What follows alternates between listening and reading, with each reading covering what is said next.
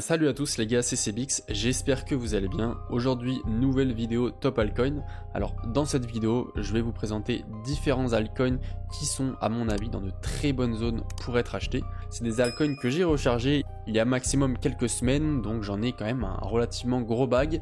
Ils sont bien évidemment tous dans des narratives assez attrayantes, ils ont déjà fait une jolie performance durant la première partie du bull run, mais ils ont bien corrigé, donc c'est pour ça qu'on va les étudier aujourd'hui. Le premier, il s'agit d'Injective Protocol avec le token INJ. Alors, on va pas rentrer dans les fondamentaux du token, c'est pas le but aujourd'hui. On va vraiment uniquement se focus sur l'analyse technique. Alors, on est sur un token qui a un all-time high, un ATH à 52 $. Il est actuellement à un petit peu moins de 20 $. On a un bottom qui s'est réalisé il y a quelques semaines aux environs de 14 $. Donc, on est encore dans de très bonnes zones pour rentrer sur le projet. On a une market cap d'un petit peu moins de 2 milliards de $. Donc honnêtement, le potentiel de hausse est encore largement suffisant. On peut potentiellement aller chercher entre x5 et x10 sur ce token. 10 milliards, 20 milliards de market cap, c'est quelque chose qui me semble très raisonnable en fin de bull run. Et on est donc sur un projet qui va essayer de tokeniser la finance. On est donc sur un projet qui se dit RWA, donc Real World Asset. Et comme vous le savez, c'est une narrative qui est quand même assez attrayante, qui a quand même eu une jolie hype en début d'année. Donc c'est pour ça qu'on va s'intéresser aujourd'hui à Injective. Avant toute chose, je me dois d'être transparent. Donc ce token représente environ 3% de mon wallet total. Donc je suis un petit peu exposé, mais ce n'est pas non plus l'une de mes plus grosses positions. Alors au niveau de la charte, c'est assez intéressant. Comme vous pouvez le voir, on a notre ATH aux alentours des 53 $. Ensuite, on a eu donc notre fameuse tendance baissière qui est toujours d'actualité étant donné qu'on n'a toujours pas breaké nos anciens plus hauts qui se situent aux alentours des 23 $, 22,50 $. Donc si on veut renverser cette fameuse tendance baissière et revenir dans une tendance haussière, nous faire un retournement de tendance, il faudrait aller breaker ces niveaux juste ici. On n'en est pas encore, mais c'est vrai qu'on s'en approche petit à petit. Alors, on est également dans une zone assez intéressante. Pourquoi? Parce qu'on est entre les 0,618 et les 0,786 de Fibonacci de notre dernière tendance haussière. Donc vous le savez, cette zone-là, c'est une zone qui est très importante et que les investisseurs regardent beaucoup pour s'exposer en longue et donc à la hausse sur un token. Là, on est actuellement en plein milieu de cette zone, donc c'est parfait pour recharger. On est toujours dans notre bull flag, donc c'est-à-dire notre fameux canal baissier qu'on tient quand même depuis début mai. Mais on a quand même quelques signaux qu'on pourrait se retourner.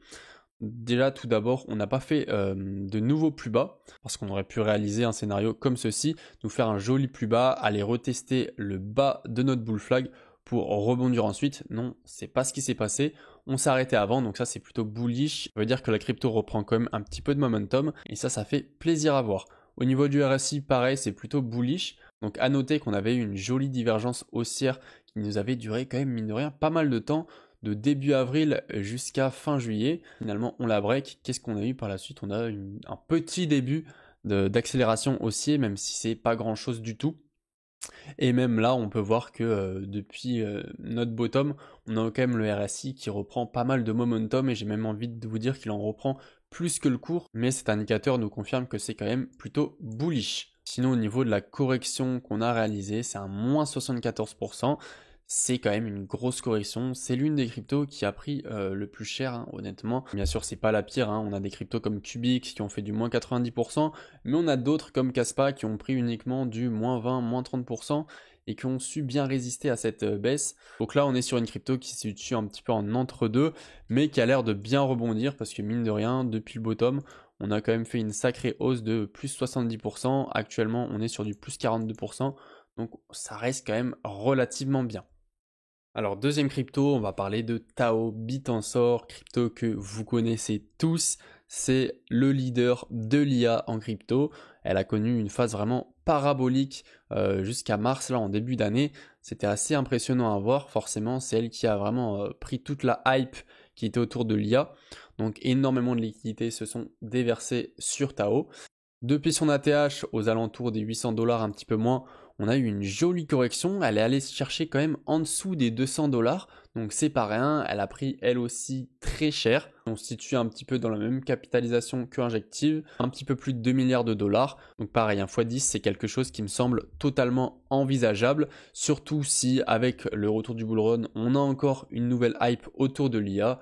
le token pourrait juste exploser et aller chercher des targets comme 2000, 3000 $. C'est quelque chose qui est totalement faisable. Alors au niveau de la charte, assez intéressant là pareil, hein, donc comme je vous ai dit, on a eu notre fameux pump hein, qui était juste énorme, plus de x16, donc c'est juste impressionnant. Et forcément derrière, hein, quand on tend l'élastique au maximum et qu'on le relâche, ça pète fort. Donc qu'est-ce qu'on a fait juste par derrière? Paf, on a décompressé tout ça et on est allé chercher un fameux bottom à moins 73% de l'ATH. Honnêtement, elle aurait pu descendre plus bas parce qu'on est quand même sur une crypto qui a fait une énorme hausse, moins 73%. Vous allez peut-être me prendre pour un fou, mais ça me paraît très raisonnable. Donc, comme je vous l'ai dit, on allait chercher bien en dessous des 200 $. À 161 $, on a fait une fameuse mèche début août où toutes les cryptos ont pris extrêmement cher.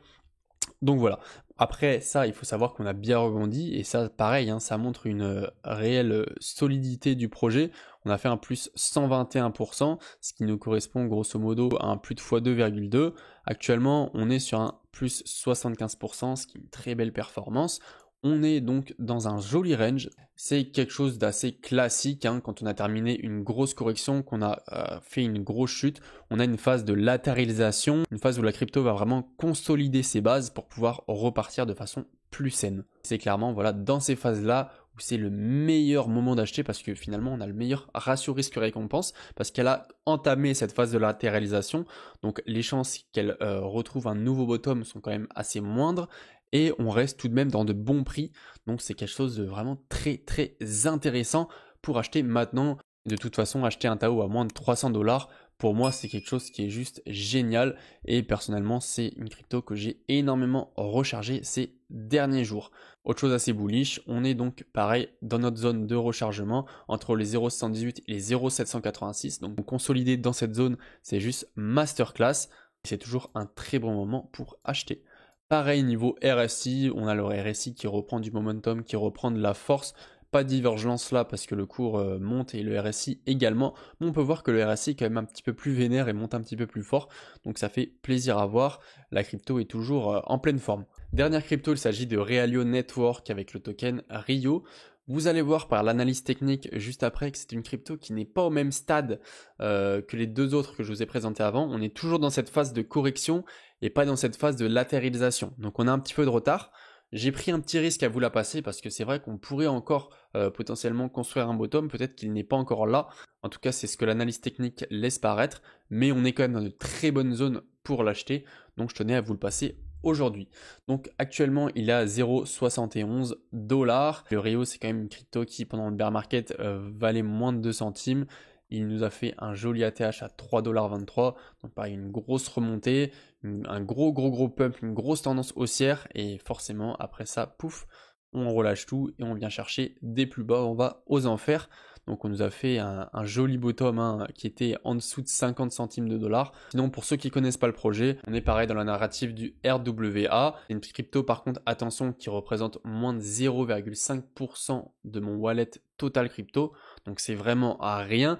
Donc je compte pas du tout sur cette position pour performer, mais voilà, c'est un asset en plus qui me paraît plutôt intéressant. Donc attention quand vous mettez votre argent sur cette crypto, mettez vraiment une toute petite partie de votre capital. Ok, alors sur la charte de Rio, on a énormément de choses à voir, c'est super intéressant. Donc là déjà d'une, on peut voir qu'on a eu un pump monstrueux qui s'est fait en littéralement une semaine, hein. On a fait un plus de x4 en une semaine, donc au moins les choses sont posées, les choses sont dites. C'est juste énormissime et avoir un pump en si peu de temps et avoir un multiplicateur aussi grand en si peu de temps, forcément c'est pas bon du tout, c'est quelque chose de pas sain. Donc on a corrigé vraiment, c'était assez rapide directement après et on est venu faire donc quand même une jolie baisse de moins 85%, ce qui est juste énorme. Mais après j'ai envie de vous dire, c'est pas une low cap mais c'est une middle cap, et comme la majorité des cryptos qui ont une grosse hype en début d'année, le retour à la réalité a été assez dur. Alors comme je vous l'ai dit tout à l'heure, Rio, on n'est pas du tout dans la même situation et dans la même construction que les deux autres charts, que Injective et Tao. Là, on est toujours dans notre tendance baissière, on fait des plus hauts qui sont de plus en plus bas et des plus bas qui sont également de plus en plus bas, et on n'a pas de range qui est en train de se mettre en place ou un fameux canal. Donc ça, c'est un petit peu moins bullish. Ça veut dire qu'on n'a potentiellement toujours pas trouvé notre bottom. Maintenant, au niveau de la zone de rechargement, pareil, on peut voir qu'on est bien en dessous. Donc là, j'ai pris le début de l'extrême tendance là qu'on avait réalisé en une semaine. En réalité, je peux même prolonger cette tendance et la mettre au réel début de la tendance. Mais vous pouvez voir que ça ne nous change pas grand-chose. Ça nous met une zone au niveau des 0,786 qui commence juste ici et qui se finit juste ici. Donc au final, on n'est même pas dans notre zone. Donc c'est pas forcément quelque chose de pertinent de mettre les retracements de Fibonacci sur cette charte, mais on a d'autres indicateurs qui sont assez intéressants. Donc tout d'abord, on avait notre trendline qui nous avait suivi pendant un grand moment là, à partir de fin 2023. On allait vraiment le retester plusieurs fois, début juillet encore une fois, et on l'a cassé malheureusement début août. On a fait limite un joli pullback dessus et on s'est renfoncé plus bas.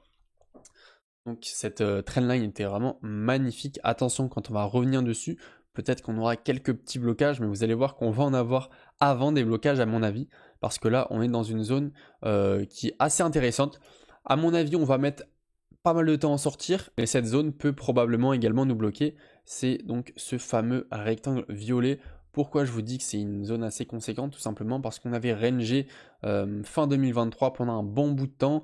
Donc on voit qu'on a quand même pas mal d'investisseurs qui sont attirés par cette zone et qui vont acheter énormément le token quand on va arriver dans ces niveaux-là. Et ce qu'on a vu d'ailleurs, le dernier bottom qu'on a fait le 6 septembre 2024, il est exactement au même endroit que le bottom qu'on avait réalisé le 24 décembre 2023.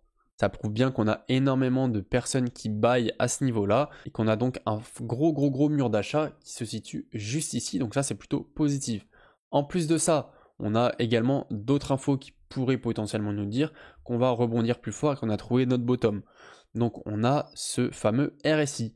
On a une grosse divergence, enfin une grosse, non j'abuse. On a une divergence haussière sur le RSI avec un RSI qui monte légèrement et un cours qui descend par contre lui fortement. Donc ça veut dire que les acheteurs arrivent sur la crypto mais que le cours ne le ressent pas encore réellement.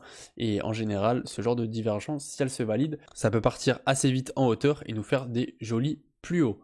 Donc pareil, si vous voulez rentrer sur les 3 cryptos dont je vous ai parlé aujourd'hui, n'hésitez pas. Attention, Rio est beaucoup plus risquée que les deux autres, notamment parce qu'elle est moins capitalisée et surtout parce qu'elle n'en est pas du tout au même stade que les deux autres. Elle n'a pas du tout commencé à la réaliser. Donc faites très attention à ce facteur-là, c'est assez important à prendre en compte.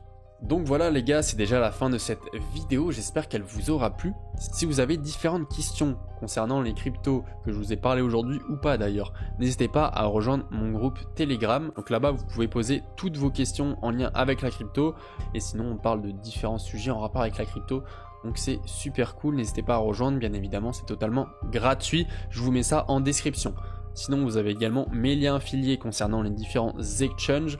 Ça vous permettra d'avoir de gros bonus à votre inscription, d'avoir des frais de trading en moins, c'est super avantageux et moi ça me permet de me soutenir. Donc merci, un grand merci à tous ceux qui passeront par mes liens, ça me fait extrêmement plaisir. Si vous avez aimé la vidéo et vous avez trouvé ça intéressant, n'hésitez pas à mettre un pouce bleu pour me soutenir, ça me fait extrêmement plaisir, merci beaucoup. Pour les nouveaux, n'hésitez pas à vous abonner et moi je vous dis c'était CBX, on se retrouve très bientôt pour une prochaine vidéo, allez ciao.